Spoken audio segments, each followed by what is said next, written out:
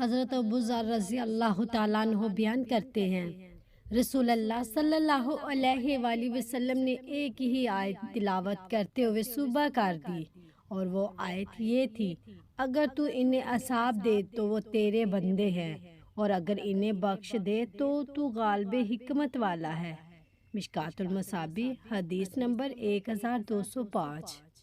عبداللہ بن عباس رضی اللہ تعالیٰ عنہما سے مروی ہے کہ رسول اللہ صلی اللہ علیہ وآلہ وسلم نے فرمایا، فجر دو ہیں، ایک فجر جس میں یعنی سحری کھانا ممنوع ہو جاتا ہے اور نماز یعنی فجر جائز ہو جاتی ہے، اور دوسری فجر جس میں نماز یعنی فجر ممنوع ہوتی ہے اور کھانا یعنی سحری جائز ہوتا ہے۔ السلسلہ حدیث نمبر 650۔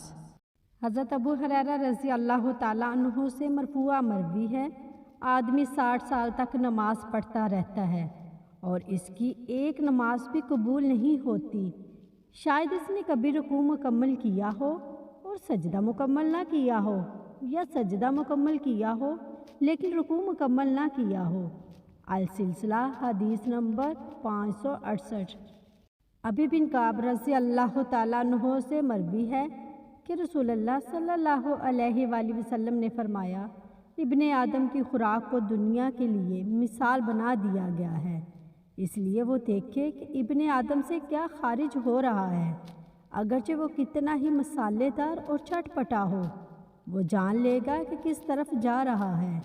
السلسلہ حدیث نمبر 1345۔